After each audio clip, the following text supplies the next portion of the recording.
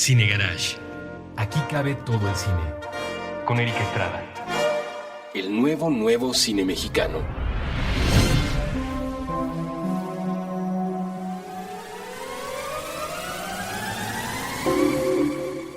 Puentes.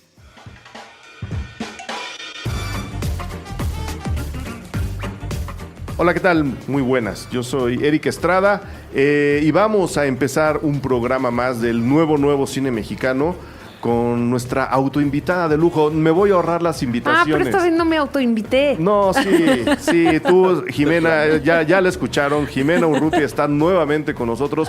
Tenemos aquí 3 personas que levantan el rating de manera brutal.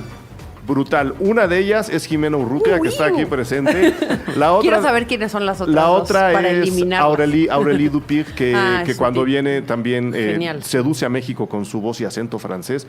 Y la otra es Fernanda Solórzano, una chica también muy guapa, muy inteligente. Que está de cumpleaños hoy. Hoy cumpleaños. Hay que mandarle muchos besos. Hoy que estamos grabando, es cumpleaños de Fernanda Solórzano, entonces avísenle que cuando grabamos, porque ustedes lo van a escuchar después, ustedes están en el futuro, nosotros estamos en su pasado, en nuestro presente, que le estamos enviando desde aquí un caluroso saludo. Pues bueno, Jimena Urrutia nuevamente está aquí con nosotros, no es queja, es una celebración, es lanzar los fuegos artificiales para celebrar que nuevamente regresa a los micrófonos de Puentes y de Cine Garage. Pero sobre todo por la razón por la que... De manera exitosa, exactamente. Ahora vamos para allá. Jimena ahora viene en papel de productora ejecutiva de un documental que se llama El Buen Cristiano, que iremos desmenuzando poco a poco conforme esta plática vaya agarrando calor. Porque del otro lado tenemos otro invitado. Jimena tuvo el acierto de invitar a Luis Montalvo, fotógrafo, cofotógrafo, fotógrafo compartido. Ya nos explicarás, Luis, cómo fue tu trabajo, de qué se trató tu trabajo en El Buen Cristiano. Bienvenido a Cine Garage. Gracias. Bienvenido a Puentes. No eres nuevo en los micrófonos de Puentes. No, nos conocimos en Morelia, por Sí. Sopladora de Hojas. Por Sopladora de Hojas, que Sí. tú escribiste, ¿no? Sí, y fotografía. Y a las dos. Sí. Una película que he de decir, entre el equipo de Puentes que íbamos cubriendo Morelia, estaba entre las favoritas. O sea, la gente que íbamos trabajando para Morelia teníamos a Sopladora de Hojas como una de las favoritas. Pues, Entonces, gracias. No, nos gustó mucho, No nos digas gustó mucho la majaderías. película. Está bien, es su película. Pero se dice, cáspita. Cáspita. ¡Qué maravilla! Repámpanos, qué buena sorpresa. Pues bueno, Jimena, que productora ejecutiva del documental, y Luis Montalvo están para hablar del Buen Cristiano, un documental muy angustiante, chavos, para bien. Sí. O sea, es un documental que me imagino que tuvo un tratamiento fotográfico muy complicado, primero por rescatar el material que ya existía de los años 80 y luego por tratar de dar coherencia cinematográfica a una cosa tan anticinematográfica como es una audiencia judicial o una audiencia penal, no tendría yo el término correcto. Antes de empezar y antes de describirle a la gente, descríbanos qué es El Buen Cristiano, qué tipo de documental nos vamos a topar cuando veamos El Buen Cristiano. Por favor, Urrutia. El Buen Cristiano es un documental básicamente hace casi 5 años empezamos a planear esta película. Isabel Acevedo, que es la directora del documental, que no nos pudo acompañar en esta ocasión, pero que está pendiente seguramente de todo lo que vamos a decir en este programa, y a la que le mandamos un beso hasta Nueva York, porque es donde vive ahora. Isabel y yo platicábamos, teníamos como un proyecto previo al Buen Cristiano que se llamaba El Asunto de la Victoria, y era la idea era hablar de lo que había pasado durante los años de guerrilla guatemalteca. Uh-huh. Para poner rápidamente en contexto a la gente, la guerrilla guatemalteca es una de las más cruentas que se ha dado en América Latina. Es una guerrilla que duró 30 años, una guerrilla en la que se logró incluso exterminar más de 25 etnias completas indígenas, Y específicamente... Bueno, y de la que todavía hay secuelas, perdón. Por supuesto, si alguien, por completo. Si alguien ha tenido la fortuna de ir a Guatemala, se dará cuenta que desgraciadamente el país todavía está sufriendo las secuelas de una guerra civil muy intensa. Muy intensa y muy silenciosa, curiosamente, porque nosotros estamos a un ladito y poco conocemos de lo que sucedió en Guatemala. Poca información se ha dado, inclusive en el contexto de lo que sucedió recientemente, que es precisamente la trama del documental, que es en el 2013 específicamente, se enjuició a Efraín Ríos Montt, que en el año 81 fue presidente por golpe de Estado de Guatemala. Se enjuicia a este hombre que para muchos está considerado un dictador, no de manera oficial, pero bueno, se enjuicia a Efraín Ríos Montt en un contexto completamente histórico, porque es la primera vez en América Latina que se juzga a un mandatario de un país por las leyes de su propio país y no una entidad internacional, como ha sucedido con Videla o con Pinochet, pero sobre todo que además se le juzga por genocidio y crímenes de lesa humanidad. No se le juzgó por cualquier otra cosa, como sucedió también con Videla o con Pinochet, que se les juzgaron por muchas cosas, pero no, digamos, con un término tan claro y tan duro y como tan puede importante, ser. ¿no? Y por un término, bueno, pues así es la cosa, ¿no? Sí. O sea, independientemente de quien crea o no que es un genocida, que el juicio sea tan específico, pues lo hace profundamente importante. Y bueno, volviendo a lo anterior, pues además lo hacen las leyes de su país, que esto también sienta un precedente muy importante. El documental básicamente lo que hace es seguir este juicio en el que Montalvo tuvo que dar muchos codazos para poder lograr muchas de las tomas que verán en el documental. Ahora nos va a contar. Y lo hizo de la mano de Pamela Albarrán, porque es muy importante también nombrar la directora de fotografía de Pamela Albarrán, que ahora vive en Francia, porque al parecer somos muy internacionales. Sí, cruz muy internacional. Está viviendo en París, por eso no pueden estar ellas dos aquí. Pero bueno, lo que sucede es que se enjuicia a este hombre. El juicio dura 5 semanas. Nosotros estuvimos esas 5 semanas ahí filmando todo lo que estaba sucediendo en el juicio. Y después de eso, bueno, nos fuimos a filmar sin un solo centavo, más que el dinero de la directora y el mío, personal, cosa que todos los que hacen cine dirán, ¿pero qué estaban haciendo estas muchachas? Uno nunca invierte su propio dinero en el cine. Pero no quedaba de otra, porque el juicio cuando se anunció que iba a haber un juicio, el tiempo, digamos, del anuncio a el inicio del juicio fue muy corto.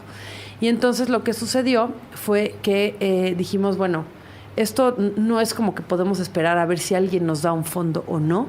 Nosotros teníamos previamente ya un proyecto que no estaba tan direccionado al juicio, porque no sabíamos si realmente iba a haber el juicio o no, nadie lo sabía. Y cuando se anunció dijimos, pues nada, compramos unos boletos de avión, sacamos una tarjeta de crédito literalmente y empezamos a comprar boletos.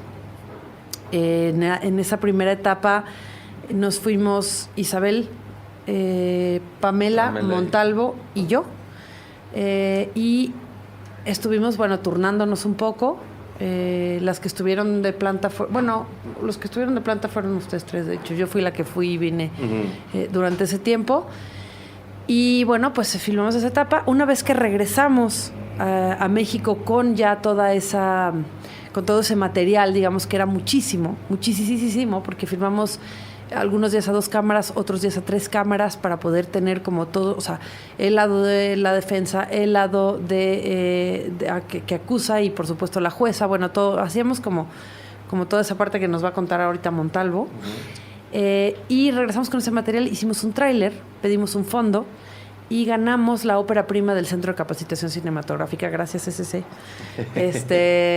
Y con ese dinero, o sea, que fue un apoyo pensado, no fue solamente una situación económica. Fue muy claro para nosotras, específicamente en este caso Isabel y yo. Durante el juicio ocurrieron alguna serie de cosas que nos dieron como mucha claridad al pensar que era importante no solo tener dinero, sino tener una institución, de preferencia gubernamental, que nos apoyara y que nos arropara, digamos, por si cualquier cosa podía llegar a suceder, ¿no? Entonces tomamos la decisión, lo metimos, ganamos el apoyo y con eso lo que hicimos fue regresar a hacer un poco del contexto histórico que se vivió en ese entonces. Ríos Montt es presidente de Guatemala solamente del 81 al 82, es solo un año, y se considera que es el año más cruento de la guerrilla guatemalteca. Entonces, lo que hicimos fue regresar y hacer entrevistas a los diferentes jugadores, digamos, de este juego, ¿no? Claro. Tanto a los militares como a los indígenas, como a aquellos pues que habían participado durante esta guerrilla. Entonces, básicamente, El Buen Cristiano es la película que cuenta este año y engloba al final también los otros 29 de guerrilla guatemalteca, pero visto desde la perspectiva de este juicio que se lleva a cabo. Ok, pero a ver, vamos todavía por más partes. Tú me dijiste, cuando nos enteramos que el juicio se iba a realizar, sacamos la tarjeta y compramos los boletos de avión. ¿Quién le estaba dando seguimiento al caso Ríos Montt como para decir, oye, ahí va a pasar, tenemos que estar vivos? O sea, ¿de dónde viene pues mira, el interés, digamos, previo al comienzo del rodaje? Entiendo que Isabel nació en Guatemala. Me imagino que hay bueno, además de que hay un interés humano por el caso, ¿no? Cualquiera que sepa que se va a enjuiciar a un genocida, a un exgobernante que puede ser acusado de genocidio, pues bueno, hay un interés real por el mundo. Sí, pero por lo que cuentas, había un interés incluso profesional por tratar de seguir el caso. ¿Quién le estaba dando seguimiento previo antes de que sacaran la tarjeta y compraran los boletos? Pues ahí Isabel. Sí, claro. Isabel no solo, o sea, es guatemalteca, creció en Guatemala y creció en este contexto. Isabel nació en el 80 y bueno, pues evidentemente ella, cuando se lo preguntan, ella lo que dice es, yo no viví esa Guatemala tan de cerca. ¿Por qué? Porque era muy niña, porque pues su contexto socioeconómico también le permitía quizá no estar tan cercana. Digo, no es que sea millonaria ni mucho menos, no, pero pues tuvo posibilidades desde ir a la escuela. Sus papás ambos son personas que digamos, su mamá es una intelectual del país y su papá es un médico que ha trabajado en diferentes aspectos que bueno, tenían cierta cercanía, por lo menos en cuanto al apoyo que se le podía que podía darle estos personajes a lo que estaba sucediendo en su país. Entonces, bueno, en ese sentido creo que esta es una preocupación, así como yo imagino que sucederá o que sucede cuando uno nace en un país, con la historia de tu propio país y con ciertos eventos que han marcado la historia de tu país, cuando además creciste en ese contexto, es inevitable que lo lleves un poco en el corazón, más allá de la mente.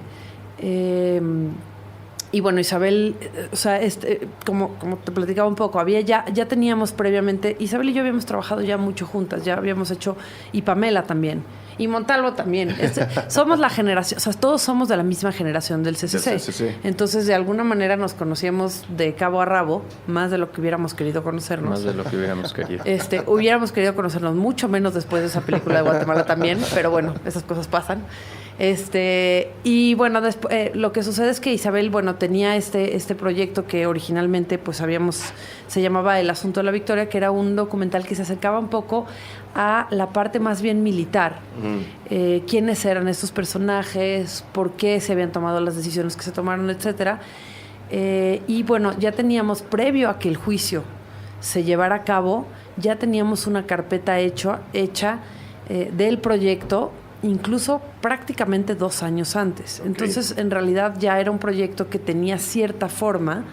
Nada más, bueno, pues como dice el buen Chris Merker, que todos queremos tanto, este documentalista, dice, es que en la ficción el director es Dios y en el documental Dios es el director. Y fue exactamente lo que nos pasó. Cuando hay un cambio en el trayecto de este caso en particular, pues evidentemente hubo un cambio en el trayecto del documental. Entonces realmente pues ni siquiera fue una decisión que hubo que pensar demasiado. Claro. Sencillamente dijimos, este es el momento, hay que hacerlo y nos vamos ahorita. Pero me imagino que toda esta investigación previa y todos estos cimientos que ya estaban puestos les ayudaron Claro, a entender mucho más lo que estaba pasando en la sala del Palacio Sobre de todo Justicia. nosotros, ¿No? Sí, ¿no? pues en realidad, digo, en mi caso yo llegué como extranjero un poco, tal cual. O sea, yo no había ido a Guatemala, pero pues sí, el proyecto parte a partir de Isabel, que es guatemalteca, que está interesada en eso, que ha hecho otros trabajos en relación a la historia de Guatemala. Claro, ya había y un entonces, documental. pues a partir de ella nos empapamos de lo que estaba sucediendo.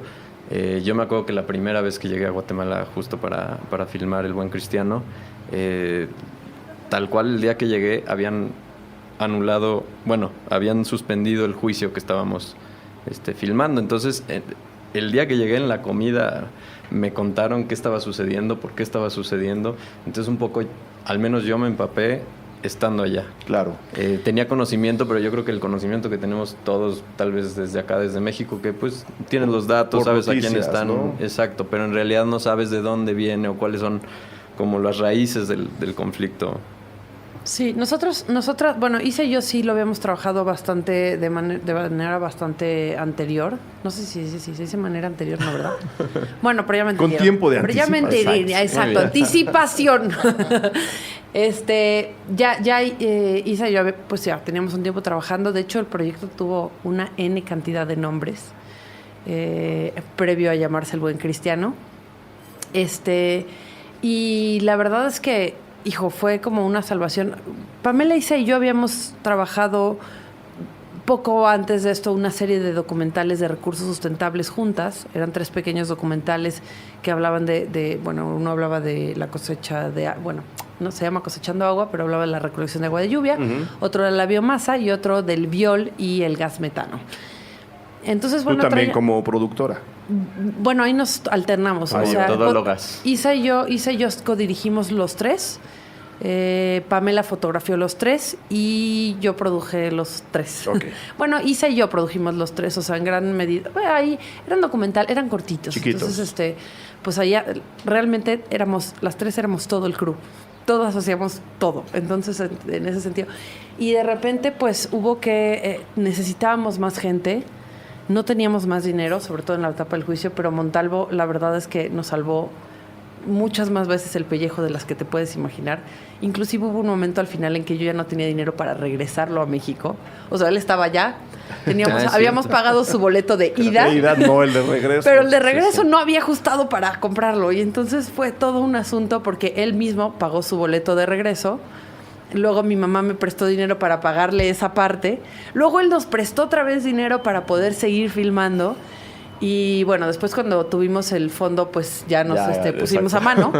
Pero, y por eso seguimos siendo amigos. Sí, exacto. Amistades. ¿Cómo es? Cuentas claras, Cuentas amistades claras, largas. exacto. Pero la verdad es que lo que se formó ahí fue un equipo que funcionó muy bien. Sobre todo en esta primera etapa en donde la palabra filmación guerrera se queda corta, porque sí era sándwiches en la mañana que hacíamos en la casa de una señora que muy amablemente nos dio albergue. O sea, vivíamos en casa de una señora cuyo hijo había sido amigo de la infancia de Isabel.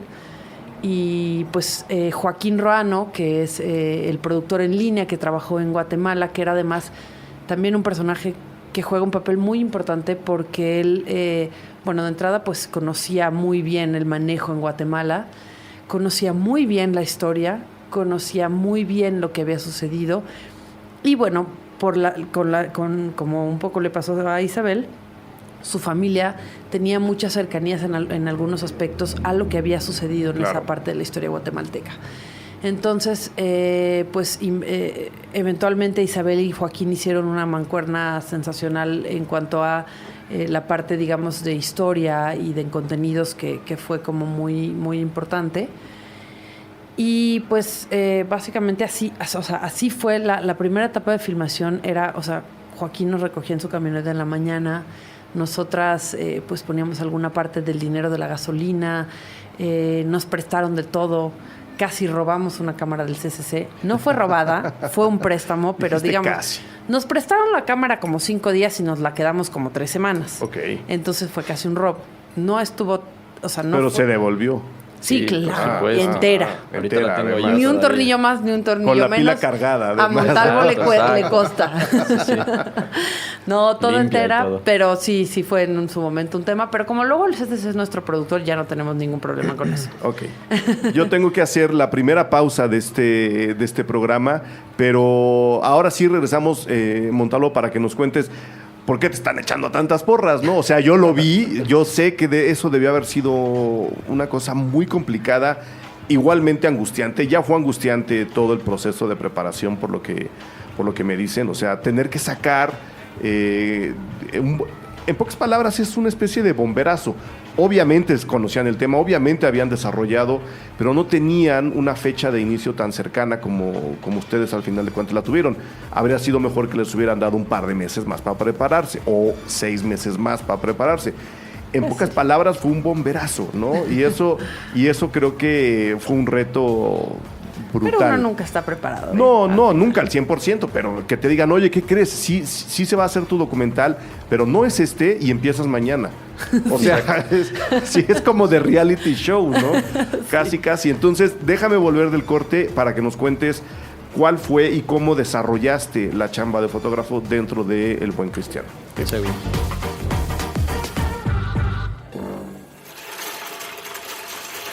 Puentes. Subtexto. El arte de leer entre líneas. Con Magali Urquieta. Nuevo episodio todos los miércoles a la 1 de la tarde. Puentes.me.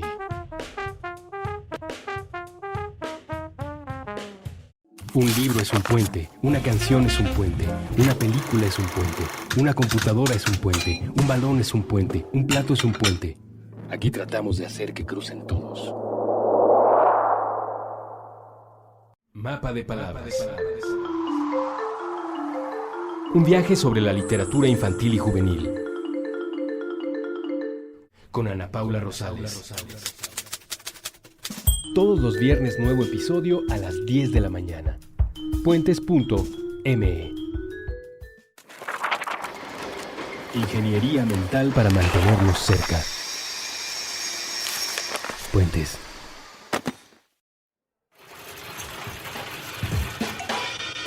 Puentes. Ok, estamos de regreso. Luis Montalvo, ¿cuál fue tu chamba? ¿Cuál fue tu acercamiento? ¿Cómo entraste a Guatemala? ¿No les decían nada en aduana? ¿Ustedes a qué vienen con tanto equipo? No, bueno, turistas. Siempre fuimos turistas. A tomar fotos, no sé. Con cámaras grandes. Exacto, y con equipo de iluminación. ¿Cómo No, sí desarrollan? pedimos un permiso para meter equipo. Digo, esa parte me correspondía a mí. Claro. Sí teníamos en aduanas un equipo para... Sobre todo en las segundas partes, pero en la primera... Pues como solo teníamos una cámara y lo demás nos lo prácticamente prestaron en Guatemala. Traíamos 2 cámaras, una 5D y la otra era una de Sony un poquito más grande que llevábamos como maleta de mano, tampoco nada... O sea, tampoco hicimos tantas cosas ilegales. Claro, creo. pero aquí, no sé, no llegas con un storyboard a grabar una cosa de estas, ¿no? Pues no, tal cual, digo, como dijo Jimena, estaban empezando un proyecto documental, Pamela, Jimena e Isabel, que no necesariamente iba sobre esto.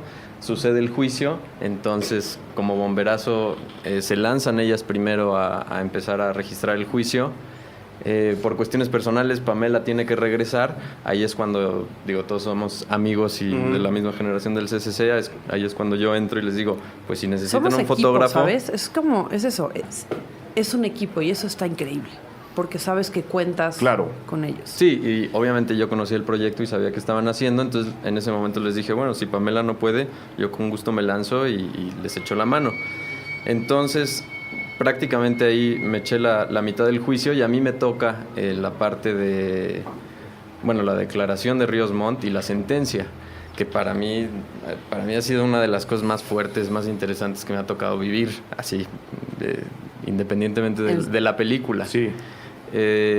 Y bueno, pues entramos ahí, resuelve sobre la marcha en el juicio y una vez que teníamos el apoyo del CCC, bueno, ya Isabel y Jimena se sentaron a preparar lo que sería eventualmente el documental, cómo construir alrededor de lo que ya teníamos, a quiénes buscar, qué entrevistas hacer, etcétera.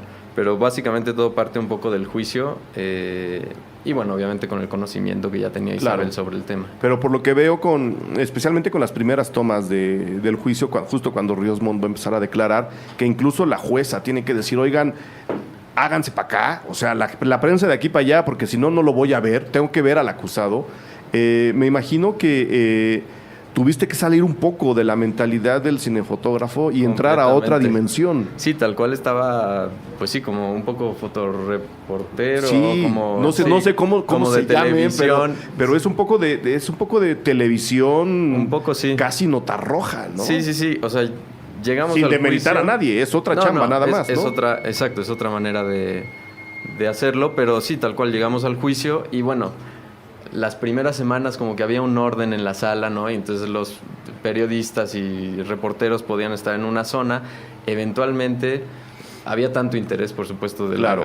por la gente de Guatemala y por la prensa internacional, que eso estaba lleno siempre. Entonces, en algún momento alguien transgredió la regla, ¿no? De aquí no pasan, y pues ya se volvió la norma que todos nosotros podíamos estar donde quisiéramos en la sala.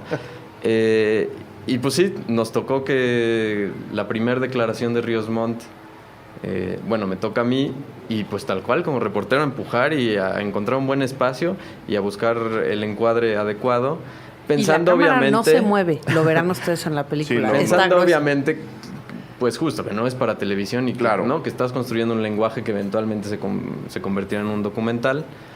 Y eso, un poco también lo que decía Jimena, de repente teníamos 3 cámaras, de repente eran 2, a veces solo teníamos una, un poco como se daban las situaciones, pues es lo que como íbamos registrando. Y ya la parte siguiente, que ya teníamos dinero y que ya estaba un poco más planeada, por decirlo de alguna manera, está pues pensada cinematográficamente Claro. y Claro. fotográficamente de una manera distinta. Porque además la segunda parte ya no es una sala de juicio. En la segunda parte La ya segunda son parte entrevistas que ustedes que grabaron. nosotros filmamos, claro. Porque el montaje final las mezcla, están ¿no? mezcladas, Sí, claro. sí, sí. O sea, digamos, la segunda etapa nos referimos específicamente ya a las entrevistas one-on-one que tuvimos con los militares, que tuvimos con... bueno, hay otra abogado. línea muy importante. El abogado es tremendo, sí. Hay una línea muy importante en el documental que quizá no hemos tocado, que es la línea que marcan, o sea, por un lado es el juicio, pero por otro lado son 2 hermanos Víctimas. que fueron víctimas en su momento de de esta etapa, o de esta guerrilla, o de esta guerra civil, como la quieras llamar. Son 2 hermanos que pierden a su padre y que además por un momento están muy cerca de perder a su padre, a su madre, no porque muera, sino porque están muy cerca de separarlos, como sucede con muchos niños en Guatemala. Cuando los encuentran, se los entregan a una familia y les dicen, ahora estos son tus hijos. Sí. Si te gustó bien y si no, también. Sí, si no, ni modo. Es una parte durísima muy dura. del Muy dura. del documental. Es muy dolorosa. Cuando este chico explica que, por un lado, tenían casi que acusar a su papá, ¿no? Tenían que responder a la amenaza del soldado de, oye, pues ese es tu papá el guerrillero, y yo, pues es mi papá, pero no sé nada más. Ah, pues mira, ahora no, ahora te vas a ir a vivir con estos señores en otro pueblo donde no quieres estar, con gente a la que no conoces, ¿no? Y ahí se da cuenta uno que sí, efectivamente, el genocidio es matar gente, ¿no? Pero que las ramificaciones de eso llegan... Por eso tiene el término también de lesa humanidad. Exactamente, llegan muy lejos. Sí, claro. Y la historia que van contando estos dos bueno, más bien que él le va contando a su hermana, ahora que me contaban lo de Isabel, que ella nació en el 80, que era muy pequeña, de alguna forma es como si él le estuviera contando a la Son propia Isabel contemporáneos, lo que pasó en esos años, ¿no? Sí, un poco. Desde el punto de vista de la calle, no del juicio. De hecho, digamos, estos personajes, él, como también verán en la película, es uno de los personajes que declara durante el juicio. Sí. Y cuando Isabel lo escuchó declarar, entendió muy rápidamente que él tenía que ser el otro protagonista del documental. Ujú. Y cuando ella se acercó a hablar con él le dijo: mi hermana no recuerda lo que pasó en esos años. Era muy pequeña y muy probablemente bloqueó gran parte de esos recuerdos. Y él fue quien le propuso a ella que, digamos, la historia se contara mientras él le explicaba a su hermana quién había sido su padre y qué es lo que había pasado en esos años. Yendo a los lugares donde todo ocurrió. Donde Exacto. todo ocurrió, exactamente, va él haciendo esta trayectoria. Y bueno, pues de manera paralela también buscamos a toda todos los que fueron partícipes, tanto del juicio, como bien dices, el abogado defensor de Ríos. Ahorita hablamos del que diablo, vamos a hablar ahorita de él. Pero también hay un momento que se ve poco en la película, pero para mí es muy importante y muy que fue fundamental también para marcar un poco la línea de muchas cosas en el documental, que es una entrevista que vemos al principio con Rodolfo Muñoz Piloña. Ajá, sí. Cuando llegamos a su oficina, Rodolfo Muñoz Piloña es como de las primeras entrevistas, no sé si lo recuerdas. Es un hombre pues que debe de medir como unos 55 y que pequeño, sí. Es muy pequeño y que es profundamente encantador, porque es encantador, es un cuentacuentos. Cuando Isa y yo entramos a la oficina, lo primero que nos dijo es: ya escribí el libro, hagamos la película. Sí, es cierto. Y entonces, para Isabel y para mí fue tremendo. Y entonces nos sentamos así a hacer la entrevista. Ellos pusieron las cámaras. Isabel y yo nos fuimos con él a la cocina a que nos explicara qué era lo que él quería hacer. Y después nos regresamos, él se sentó en su lugar, empezamos a tirar, a filmar. Y cuando empezamos a filmar, él empieza a hablar. Hijo, para mí fue realmente uno de los momentos... Ese y otro que también ya te contaré, pero que ese no se ve en la película y por suerte no llegó a mayores. Empieza a hablar y entonces todos empezamos a entender que ese hombre era, digamos, la mano que mece la cuna, era quien había hecho toda la estrategia para el golpe de Estado que permitió que Efraín Ríos Montt fuera presidente. De hecho, la decisión de que fuera Efraín Ríos Montt es de él. Y entonces empezamos a escucharlo. Yo recuerdo bien que del sonidista Axel Muñoz era el primer día era de los primeros días de rodaje. Sí, puede que sí. Si no es que el primero, era de los primeros. Nosotros ya teníamos un tiempo filmando y ya habíamos escuchado quizás las cosas más atroces que podrás escuchar en tu vida, las escuchamos en ese juicio. Cosas profundamente dolorosas. O sea, después de las filmaciones había días en las que llegabas a no hablar. No hablar porque era... Pues no tienes una idea de las cosas que se escucharon en ese lugar. Bueno, Axel, salimos de ese lugar y pues nosotros ya un poco más acostumbrados y ya después de haber vivido el juicio como tal, ya esto era como un cuento, ¿no? Ya te lo contaban y salimos de ahí, salimos a cenar y todos, ay, sí, y entonces, jajaja, y Axel no hablaba, ¿te acuerdas? Estábamos en un restaurancito así y no hablaba. Y entonces yo volteé y le dije, Axel, ¿estás bien? Dijo, Jimena, ¿tú entendiste lo que estaba pasando ahí adentro? O sea, ¿sí te das cuenta? Y ya en ese momento un poco nos reímos de él porque, pues, claro que nos dábamos cuenta, pero ya traíamos claro, un poco ya de traías callo. Toda la carga, sí. Ya traíamos un poco más de callo, ya habíamos, la herida ya estaba un poco más cicatrizada. Pero sí fue un momento... Finalmente estuvimos 3 días enteros con Piloña, escuchándolo hablar. Y es verdaderamente... Bueno, digo, encontrarte un personaje sí es una maravilla, pero además era una descripción tan fotográfica de las cosas que pasaban. Él decía, sí, porque yo traía un pantalón de este color con una blusa de este color, manejaba un coche de tal cosa, no sé qué.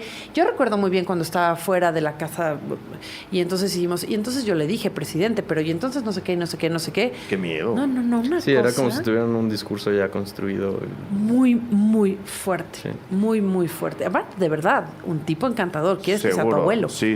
O sea... No, pero ahora que decías, Montalvo, lo de igual ya trae un discurso ahí adentro, pues es un discurso igual para él mismo convencerse de lo que hizo, fue lo mejor. Yo quiero entender que saben que hicieron mal, pero tienen que convencerse de que hicieron lo posible por hacer las cosas bien. Y yo, a ti te tocó estas entrevistas 1 a 1 de las que hablaba Jimena. Sí. No sé, o sea, yo de verlas me moría de rabia, ¿no? De escuchar cómo el abogado decía, es que yo ahí me hice la víctima y yo todo lo que hice, que este es el abogado que además acaba tirando el juicio, todo lo que hice fue para engañar a la juez. Que habría que hacer un paréntesis rapidísimo y explicarle a la gente que una de las cosas que suceden durante este juicio es que se sentencia a Ríos Montt, se le condena y gracias a la fuerte, además. Sí, cárcel, ¿no? Sí. Es un hombre de 86 años. Cárcel inmediata, dice la juez, sí. Claro. Pero justamente lo que es tremendo es que el abogado durante el documental nos va explicando que ellos buscaron esa condena, pero con, digamos, algunos trucos que verán en la película, de modo que esta condena fuera anulada, que es lo que sucede. O sea, en un momento dado el juicio se anula de la mitad para adelante y eso anula automáticamente la condena. El juicio hasta hoy no se ha retomado. Que es la parte triste del buen cristiano, ¿no? Que, como decían, se enjuicia a un expresidente en vida, en su país, por genocidio, colocando a Guatemala en el primer mundo del universo. A ver, señores, les vamos a decir cómo se enjuicia a un expresidente que hizo las cosas terriblemente mal. Además lo enjuician. Lo enjuician, sí. Lo sentencian y de repente todo se viene abajo. Sí. Pero sigue siendo importantísimo lo que pasó. O claro, sea, independientemente. Sí, claro, pero al final el resultado, es el lado triste, por eso. O sea, es importantísimo. Pero es un precedente. Es un gran precedente, porque ¿cuántas veces no se ha pedido, que es un poco también parte de la pregunta anterior, no les daba rabia escuchar a este personaje? Porque ¿cuántas veces se ha pedido juicio a presidentes mexicanos, de Estados Unidos, de Alemania, en vida, y simplemente la gente se ha lavado las manos y no han tenido el arrojo de decir, este merece por lo menos ser enjuiciado? Ya si se le condena o no se le condena, pues bueno, veremos qué pasa, ¿no? Pero de entrada, que quede sentado el precedente de que el pueblo de este país condena a través del juicio a esta persona porque la cree culpable de algo. Los que logran llevar a Ríos a juicio es la comunidad Ixil, que es, digamos, la más grande de las etnias indígenas que hay en Guatemala, y les tomó 10 años. 10 años. Que el juicio procediera. Sí. ¿No? Eso es importante. Pero te interrumpí muy feamente, Montalvo. No, bueno, sobre lo que decías de los militares y pues al final lo que tienes que hacer, y que Isabel creo que marcaba la pauta en ese sentido, pues los tienes que ir a entrevistar como personas y no con un prejuicio de ellos son los malos de la película y los malos de la historia, sino pues eso, llegar a hablar con ellos. Ahí creo que una cosa que ayudó mucho es que, y en eso Isabel lo repetía y tenía razón, pues a ellos como que no se les ha dado, no que no tuvieran voz, pero más bien la gente no los buscaba para que hablaran de eso, porque la historia está contada y está dicha, ¿no?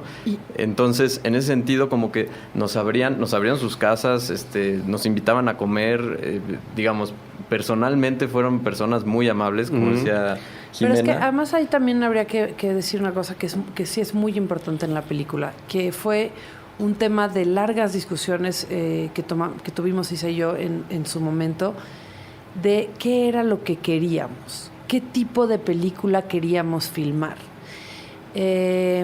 Porque evidentemente uno como documentalista tiene su corazón siempre puesto en algún lugar, como ser humano tienes tu corazón siempre puesto en algún lugar, pero también tienes que ser lo suficientemente objetivo para contar una historia. Entonces, la decisión que tomamos en un momento dado sí fue muy clara, la de ser lo más tal cual objetivas posibles y dar las dos versiones para permitir que tu espectador tomes la que quieras tomar. Yo no te quiero decir qué pensar. Nosotras no queremos decirte qué pensar. Queremos que tú puedas tomar una decisión. Y entonces, en ese sentido, sí tratamos de ser lo más objetivas posibles y lo más equitativas posibles. Y esto justamente permitió lo que decía Montalvo, que de alguna manera esta parte un poco más dura, digamos, y más compleja, además de acercarse nos abriera un poco las puertas y el camino. Justamente lo que decía hace rato, ¿no? Hubo un momento de mucha tensión en el documental, en la parte del juicio, en la que un día Pamela y yo íbamos subiendo las escaleras del juicio, del juzgado, y se nos acercó un tipo, me tomó de la mano, me preguntó si yo era yo, y me dijo qué hacía yo, y me pidió que si podíamos hablar. No voy a entrar en demasiados detalles, no tiene ningún caso, pero resultó ser el nieto de Efraín Ríos Montt, que tenía pues mucha información que de repente pues uno le da susto, porque pues esas cosas pasan, o sea... Fue por eso que tomamos la decisión de que sí hubiera, o sea, de no ir solas a esta batalla, ¿no? O solos en este caso, porque ya aquí se había integrado Montalvo al equipo, pero sí, justo eso, una de las ideas siempre fue ser de alguna manera apartidistas y decir, esto es lo que pasó, ¿qué opina usted, señor espectador, no? Y pues así sucedió, y eso nos permitió, sí, mucho, acercarnos a personas que quizá en otras circunstancias no nos habrían recibido. Ujú. Entonces, ¿Cuánto duró la declaración de Ríos Montt? Porque en el documental está lo indispensable para entender, ¿no? Tanto lo que ocurrió como lo que este hombre piensa de lo que ocurrió, por lo menos lo que dice. Sí. Pero me imagino que fue una declaración larga, tomando en cuenta que es alguien que, una vez más, sabe hablar, sabe contar historias, ¿no? ¿Quieres que sea tu abuelito? Te lo juro. No. Yo hablé con Bueno, él. no sé si yo quiero que sea mi abuelito, Bueno, pero yo me acerqué con él. El día que yo llegué a Guatemala, aterricé, nos fuimos directo al juzgado, y de las primeras cosas que sucedieron es que yo me acerqué a él para pedirle una entrevista. Y el tipo era verdaderamente encantador. A eso me refiero. Sí, bueno, Sí, carismático. claro, Sí, claro. Bueno, todo son líder. Por algo- encantadores de serpientes. al final de Exactamente, cuentas. también por algo lo escogieron y dijeron, a ver, usted, Claro, sí, ¿no? sí. O Bueno, sea, tampoco es que estuvieran echando una Sí, moneda sí, al aire. exacto. Y en ese contexto, bueno, hay que aclarar que Efraín Ríos Montt, como sucede y vemos en la película con otros personajes, era cristiano y daba sermones en televisión, sobre todo durante la época de su mandato, del cristianismo. Entonces, bueno, esto además lo hacía un personaje mediático y con esa capacidad de conexión con quienes lo veían. De ahí el título de El buen cristiano. ¿Y cuánto duró la declaración? Pues la verdad no me acuerdo bien, pero sí, habrá durado un par de horas. Incluso, si no mal recuerdo, él tenía una especie de discurso preparado, Sí. pero a la hora de sentarse en el banquillo, le dijeron, no puede leer nada, o sea, tiene que ser así de memoria. Entonces como que le dio un poco de coraje, pero de todas formas Se soltó. Se soltó y sí, estuvo hablando de corrido, yo creo que un par de horas, explicando, bueno, dando su versión, sí, tal cual, o sea, diciendo cómo llegó, que las cosas que se tuvieron que hacer, por qué las hizo, cómo estaba Guatemala en ese momento, etcétera, etcétera, etcétera. Y digo, fue muy interesante porque además fue el único momento en el que se le dio voz a Ríos Montt. Ya no pudo volver a hablar después. No, si no mal recuerdo fue ese porque digo, en el proceso de los juicios no sé exactamente cómo funciona, pero creo que justo le dan la voz al acusado una vez y bueno, él dice lo que tiene que decir y se luego acabó. se acaba, sí. Ok. Y por eso tienen los abogados, ¿no? Los abogados son los que hablan por él, digamos. Voy a hacer la segunda pausa de este programa y regreso a hablar de los abogados, que yo los odio con toda mi alma. Personajazos.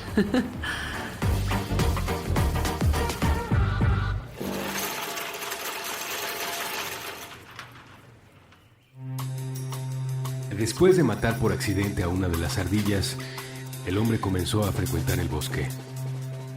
Viajaba en bicicleta y esquivar a la criatura fue imposible para sus reflejos vencidos por la rutina. La espiral que le hacía repetir las mismas actividades 5 veces por semana, 4 semanas al mes, 12 meses al año. Pretendía reparar el daño con una caminata de media hora a la semana. Se llenaba los bolsillos con palanquetas y nueces partidas en mitades. Dedicaba su trayecto a repartirlas.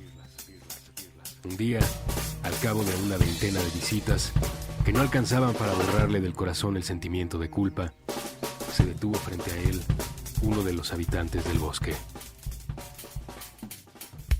La ardilla negra tenía motas color marrón que le atravesaban el lomo, y con las 2 manos sujetaba un pequeño megáfono rojo. El arte es una forma de inocencia. Exclamó el roedor, mientras abría un maletín cuyas dimensiones no rebasaban las de un cargador de teléfono celular. Está muy claro. Es la razón por la que se inventaron los críticos de arte. Alguien pensó necesario defender la inocencia y buena voluntad de los espectadores frente al mensaje y su emisor, que elaboran cierto tipo de ilusionismo, ya sea a partir de técnicas o conceptos. El arte es demasiado hermoso, apabullante, nos vuelve crédulos, devotos. Con movimientos que resultaban frenéticos a ojos del hombre, pero eran parsimoniosos dentro del cerebro de la ardilla, ella empezó a ponerse el uniforme de una bala de marcha. Las dimensiones de su barriga impedían cerrar a los botones dorados, de manera que la casaca de satín rojo dejaba ver el pelambre de su rostro. ¿Es que ya nadie se conmueve con el arte, con la creación ajena? transporta el autorretrato con la cámara secundaria del teléfono?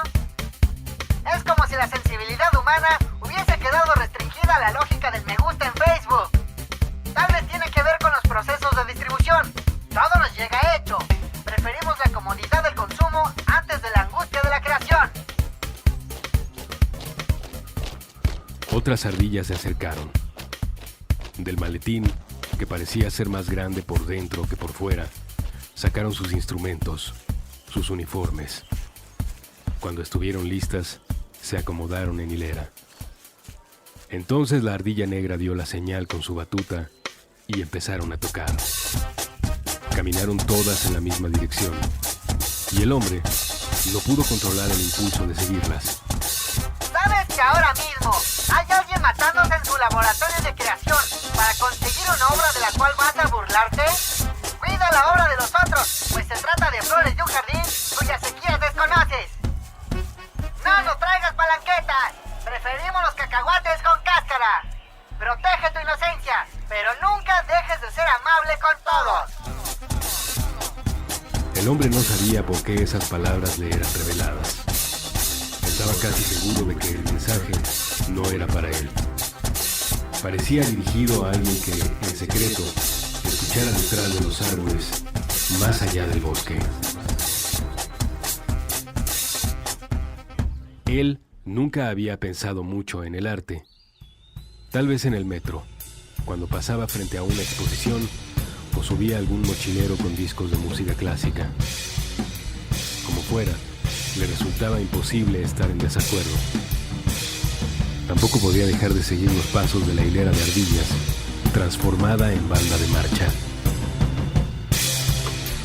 Sin que las indicaciones fueran necesarias, sabía a dónde se dirigía. Al pasaje secreto, al sitio de su último descanso. Sí, era el instante de su muerte, y la banda de ardillas era su cortejo fúnebre. El hombre no sintió miedo. Todos los encuentros imposibles. Puentes.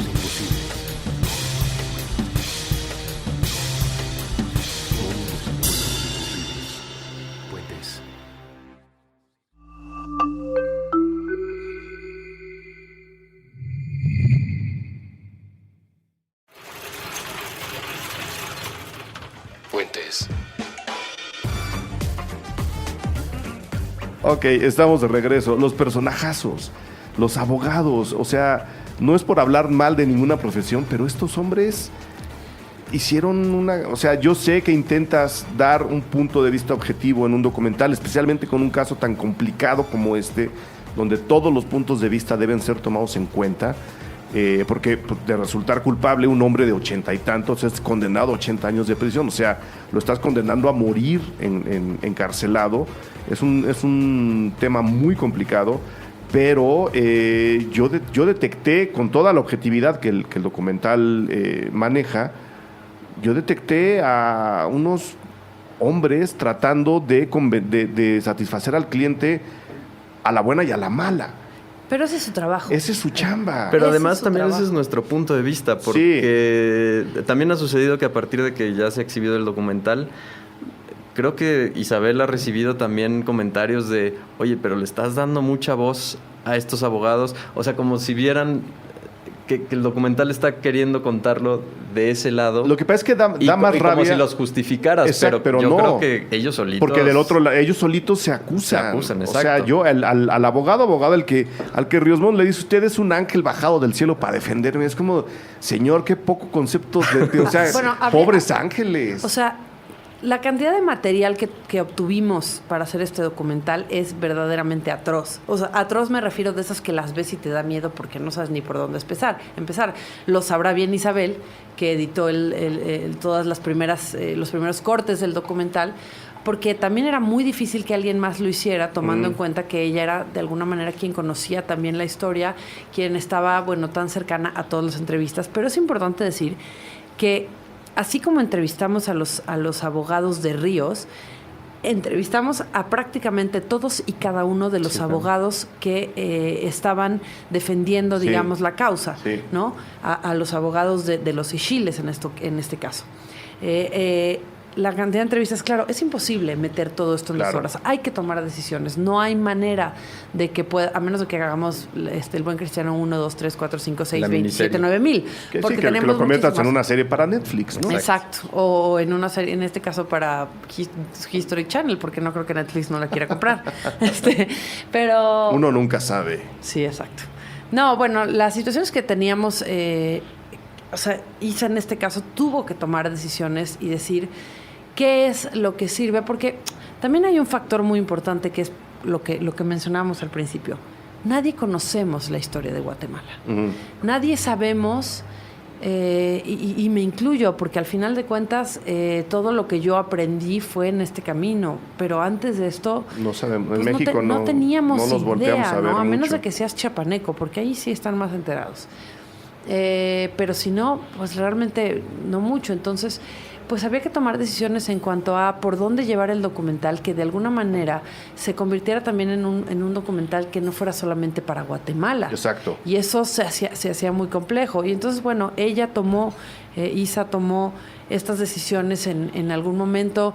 Hablamos muchas cosas. Durante el juicio sucedieron cosas que pues de repente sonaban como una posibilidad, ¿no? En el juicio se acusa, en este juicio específicamente, a Otto Pérez, que entonces era el presidente de Guatemala en turno. Durante el juicio. Sí. Durante el juicio, Otto Pérez era el presidente de Guatemala. Se le hace una acusación en el juicio de haber sido una de las líneas de mando que ordenaba los asesinatos. Y entonces yo recuerdo muy bien esa tarde en la que Isa y yo regresamos a México y estábamos sentada en un café en la Narvarte y nos sentamos y dijimos, ¿qué vamos a hacer? Porque esa podía haber sido una línea. Digo, hoy Otto Pérez ya no es presidente y está encarcelado por miles y millones de cosas de corrupción y de, bueno, ya no vamos a entrar en esos detalles, pero hoy también Guatemala quitó a su presidente en turno y se le va a enjuiciar y está en la cárcel. Esto tampoco había sucedido en ningún otro país, o no. Por lo menos no con esa América claridad, Latina, ¿no? O sea, Brasil va para allá, pero no lo han conseguido, ¿no? Quieren, pero todavía no pueden. Pero todavía no pueden. Y entonces yo recuerdo muy bien esa tarde y dijimos, ¿qué vamos a hacer? Y la decisión no solamente fue una decisión creativa, también fue una decisión...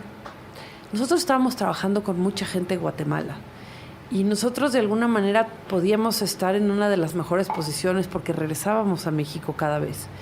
Pero no podíamos tampoco exponer a mucha de la gente que estaba trabajando con nosotros, porque al final, dentro de todo, en Guatemala hay todavía muchas circunstancias que te ponen en una situación compleja y comprometida cuando estás allá. Entonces, ese tipo de decisiones se dieron una y otra vez a lo largo de todo un proyecto que, como te digo, prácticamente duró 5 años, 4 años y pico en realizarse. Entonces, pues un poco es lo que pasa cuando uno tiene que decidir cuál es la historia que vas a contar, claro. Qué es lo que va a ver el espectador y tú con qué frustración te vas a quedar, porque al final te encantaría que todos vieran todo lo que tuviste. Y además sabes que aunque lo vean, pues tampoco vas a arreglar al mundo. No. Simplemente vas a exponer un caso, ¿no? Claro. Que es un poco de la frustración periodística de este tipo de trabajos. Pues ahí está.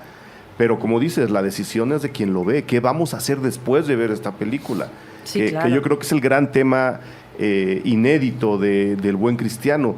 Señores, vean la película, vean el caso, vean cómo lo trata Guatemala, vean cómo se derrumba lo que toda esta gente logró construir a lo largo de 10 años. ¿Qué van a hacer ustedes cuando salgan del cine? Sí, porque además es representativo de lo que pasa, de nuestra historia en Latinoamérica, sí, ¿no? Lo que pasa en México, es de lo un tema que mundial, Bolivia, es un tema nacional, sí. Sí, se vuelve un ejemplo nada más. Que por ahí es ahí donde uno dice, claro, o sea, el montaje final está funcionando porque si le cambiamos los nombres, ahí deberían estar sentados en cualquier otro país. Les paso una lista de la gente que podría estar sentada en ese banquillo. Sí. Y eso es bien interesante del trabajo y es muy triste del mundo que estamos viviendo también. No, y va de la mano al final de las emociones que también tú como cineasta en este caso vas viviendo. O sea, Montalvo, que nos podría contar, perdón, voy a entrar en una fase de entrevistadora, no es cierto, pero la parte en la que filman que en Guatemala estaba nada más él e Isabel, cuando se dicta sentencia, que fue... No, eso fue una locura. Fue una locura filmarlo, porque evidentemente todos los medios, curiosamente no salió en todos los medios, o parece no haber salido en ningún lado, pero todos los medios estaban ahí buscando la mejor toma, y creo que para ti fue para los dos. Sí, o sea, bueno, pues eso es lo que decía hace ratito. Ese sí fue un día, o sea, que jamás se me va a olvidar, porque... Digo, estás en... no, era el 10 de mayo. 10 de, además, claro, era Día 10 de la Madre. Mayo, Día de la Madre, Sí. cierto. Sí, porque pues está todo un país poniendo atención en lo que está sucediendo ahí. Digo, aquí yo como extranjero un poco viviéndolo, pero pues eso, yo me acuerdo que la sala era pero una la mezcla emoción de... se siente igual en la piel de cualquier nacionalidad, pero quiero ¿no? decir, sí, y en la sala era como una especie de entre partido de fútbol, no había gritos y había mentadas de madre y había gente llorando de felicidad, había gente llorando de rabia, de también, rabia. que tienen sus partidarios. Exacto, ¿no? Entonces y bueno, y después del juicio también en las calles se sentía algo raro. O sea, sí era una cosa histórica, no solo para Guatemala. Y pues lo que dices, al final creo que lo que queda en el documental que funciona, creo, en el sentido cinematográfico es pues que no pasó nada, ¿no? Y que es un ejemplo de lo que viene sucediendo en Latinoamérica desde hace muchos años y bueno, en otros lados. Y salir con esta pues reflexión de justo qué vamos a hacer. ¿Qué vamos a hacer después? Sí. Y es que en ese sentido, digo, nada más también, igual para ubicar un poco en el contexto al espectador, ellos lo que siempre argumentaron, ellos me refiero a los militares, en este caso todos, o sea, Ríos y todos los demás, hay otro acusado, Mauricio Rodríguez, lo que argumentaban es que en Guatemala no había habido una guerrilla, sino que había habido una guerra y que lo que había habido no era un genocidio, sino muertos de guerra. Y eso, pues, evidentemente cambia el discurso por completo, ¿no? Entonces, pues, sí hay, o sea, ahí sí te encuentras un país muy segmentado con las personas que están, bueno, de un lado y del otro, ¿no? O sea, ahí es como dice Montalvo el partido de fútbol, son los 11 de un lado y los 11 del otro. Que además, a la hora de retratar el juicio se nota, o sea, sí ves que de un lado están unos y del otro están otros. Y hay una polarización que no sé incluso si en México, bueno, puede que sí la haya, pero sí. Pero justo aquí como tienen una historia importante de militares y de gente que no lo es, entonces ahí hay un choque que sucede todo el tiempo. Que tristemente también se nota como un choque de razas y de castas, ¿no? Totalmente. Igual que en México. Igual que en México. Tú ves a la gente dividida incluso por ese tipo de estupideces. Sí. Igual, pero no tan igual, porque, o sea, hay que tomar en cuenta que Guatemala tiene casi un 60% de su población indígena. Entonces ahí es donde no está tan igual, porque sí, por un lado son más, pero por otro lado su voz no es tan potente en ese sentido como puede ser la de los otros. A lo que voy es que en México pasa algo muy similar con números diferentes. Sí, en ese sentido, sí. Pero son, exacto, diferencias socioeconómicas, raciales, de educación, exacto. Sí, por ahí es muy duro. Dime, Jimena. Bueno, de hecho, hubo una proyección en Guatemala, Isabel estuvo por allá, pero ni siquiera habíamos terminado, la película no estaba terminada, o sea, se vio la película con unos sin créditos, bueno, digamos, antes de terminarla, y Joaquín y Isabel estuvieron ahí, y ella contaba ahora en Guadalajara, donde estrenamos la película, que la gente hacía filas para entrar, porque lo que verán en el documental un poco son como la declaración de este abogado que tú terminaste odiando tanto, no entendemos por qué, pero esas entrevistas no están en ningún otro lugar. Todas esas cosas en Guatemala no se han visto, o no se habían visto hasta ese momento, y la gente hacía filas para ver qué era lo que estaba contando este documental y entender un poco esta situación que se había vivido, cuando al final, pues seamos realistas, o sea, cuando hay una cosa aquí tremenda, de repente tú, ciudadano de a pie, de todos modos no necesariamente te enteras, ¿no? Sí, no.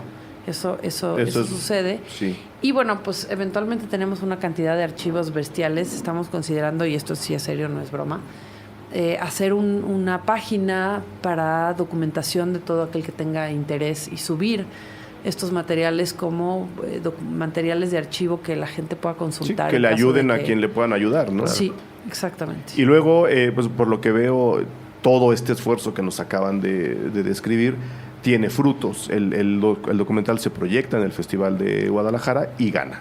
¿Qué ganaron en Guadalajara? Ganamos el premio Feisal, que es un premio que entregan las escuelas latinoamericanas de cine.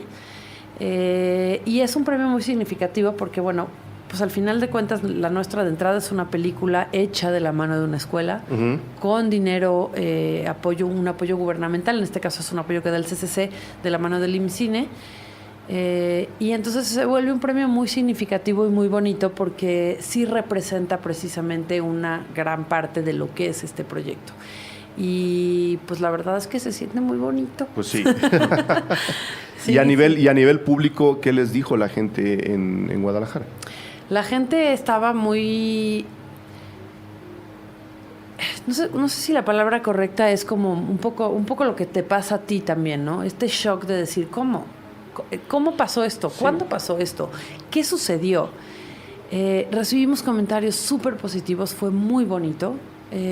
O sea, que la película entre en contacto con el espectador es verdaderamente hermoso. Es quizá ese momento cumbre, ¿no? Que terminas como... O sea, es el final de esa espiral, ¿no? Ya el contacto con el público. También hubo reacciones como muy fuertes porque pues también Isabel le tocó un Q&A preguntas y respuestas en donde pues una persona estaba a favor de Ríos y entonces le decía, pero a ver, no entiendo por qué hiciste esto, ¿no? Puede pasar. No, claro. Y esto y va a pasar. Eso es parte de la tristeza de ¿y qué va a hacer usted después de ver la película? No, y a mí me tocó un Q&A en donde una señora dijo, ¿y por qué no le pasa lo mismo a Felipe Calderón? Entonces yo le respondí, bueno, señora, no le puedo responder esa pregunta porque no me corresponde. Le respondiste que no le puedes responder. Pero pasa ese tipo de cosas, causa ese tipo de reacciones. Pero no hay... ¿Qué mejor te puede pasar que le mueva algo a la persona que está viendo tu documental, ¿no? Y que de repente haya gente que... pues de repente yo salí... estaba Eduardo Noriega, que yo lo amé todo el festival... este actor de Abre los Ojos, el actor de Tesis, este actor formidable, hicimos una relación linda, lo invité a ver la película y salió también igual conmocionado, ¿no? Como diciendo, pero ¿cómo? O sea, ¿qué pasa? Dos personajes importantísimos en esta película, tres quizá que no hemos mencionado, son Rodrigo Herranz, uno de los productores que yo considero más importantes en este país, Emilio Portes, que seguro tú conoces muy bien, director de muchas películas también, prolífico director. Rodrigo y Emilio conocieron muy bien el proyecto desde el principio, desde cuando no teníamos dinero. Cuando tuvimos este tema en el que de verdad nos habíamos quedado sin un centavo para regresar a Montalvo, para seguir comiendo en Guatemala, etcétera, etcétera, ellos también de su bolsa sacaron dinero y nos dijeron, venga, sigan filmando. Y que la gente crea en ti de esa manera es impagable. O sea, ya más allá del dinero como tal, es absolutamente impagable esa confianza. Entonces, mucho que agradecerles. Está Juan Carlos Rulfo, que fue nuestro asesor en la película, que desde un principio fue incluso uno de los personajes que estuvo en esa junta en la que se decidió sí darnos a nosotros y no a otros proyectos que tenían igual cosas increíbles, el apoyo. Y bueno, después fue el asesor en específica de Isabel en cuanto a la dirección, en la edición, etcétera. Y entonces, bueno, se convierten en personajes que son fundamentales para la película, ¿no? Y entonces, cuando Rodrigo y Emilio, por ejemplo, en este caso, estuvieron ahí presentes para ver el documental en un festival, en la pantalla grande, pues se vuelve profundamente emotivo también. Claro. ¿No? Pues yo quiero felicitarlos, quiero agradecerles que hayan hecho el documental. Yo, de nuevo, espero que las conciencias se despierten, ¿no? No estoy llamando a la revolución, pero sí estoy llamando a la revolución, ¿no? Como, que se vea. Que se vea, ¿no? Que se vea, que la gente piense, que la gente recapacite si ese tipo de cosas deben seguir pasando. Me refiero al genocidio y me refiero a los juicios, ¿no? Creo que son cosas que la humanidad, por tomar caminos más sencillos y más cómodos, están olvidando en sus reflexiones, ¿no? ¿Qué ha pasado antes en la historia para tener lo que tenemos ahora, bueno y malo, ¿no? Muchas de las cosas malas que ocurren ahora tienen raíces como esta, que a su vez tienen una raíz todavía más hacia atrás, ¿no? Sí creo que el documental invita a una reflexión importante sobre Guatemala, un país olvidado por el mundo en general, pero particularmente por México, que estamos al lado, ¿no? Claro. Y sobre el mundo, ¿no?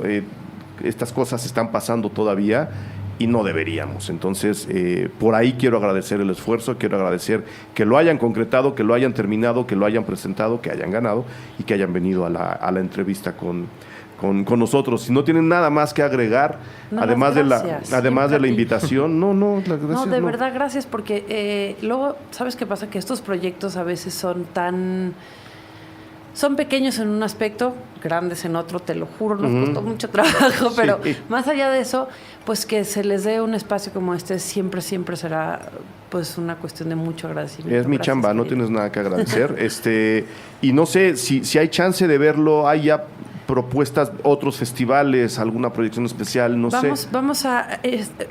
prácticamente la película se terminó 2 semanas antes. Creo que Montalvo checó la última se versión acabó de la como 5 película. días antes del 5 festival. días antes del festival. Sí. Entonces, estamos arrancando, digo, para el que no sepa más o menos la ruta de una película es 2 años de festivales. Muchas veces se estrenan previamente, pero bueno, en este caso, como no es una película comercial hecha para taquilla, etcétera, etcétera, es una película que seguramente por lo menos se tomará 1 año de festivalearse para luego seguramente estrenarse ya en circuitos de cines de arte, porque no pretendemos. Nos encantaría, señores de Cinépolis, que la Señores de estrenaran ustedes. Cinépolis, Nunca sabemos. Miguel Mier, estrénala en tu cine, por favor. Justo ayer los chicos Alejandro de los bañistas me dijeron, Cinépolis abrió sala de arte y nos van a meter en sala de arte. Nunca Claro. sabemos, ¿eh? No, sí, y bueno, mira, tenemos la confianza en que también ellos tienen esta visión de sí, de repente abrirse a cada vez más opciones cinematográficas. Pero bueno, la idea será así. Seguramente estamos ahí planeando algunas funciones en diferentes lugares de la Ciudad de México.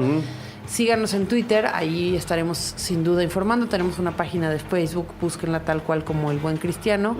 En Twitter a mí me ¿es pueden igual? buscar. En Twitter no ¿O tenemos hay? una página, la vamos a abrir próximamente. Mira, no lo había pensado. Pero pueden seguirme a mí, seguramente yo también en Sí. @xurrutia estaré pues como dándole seguimiento a todo lo que vaya sucediendo con la película, y la idea sí es hacer algunas funciones previas a que se haga el estreno comercial, ¿no? Que la gente la para vea, que la ¿no? gente la pueda Sí, ver. Sí, Exactamente. Pues bueno, ahí está la información, ahí está la invitación. Mil gracias por haber venido a platicar con nosotros. Muchísima suerte con la película, que ya está terminada, ¿no? Y pues bueno, vamos a ver cómo la podemos empujar por ahí. Ay, muchas Entonces, gracias. gracias. Gracias a ti.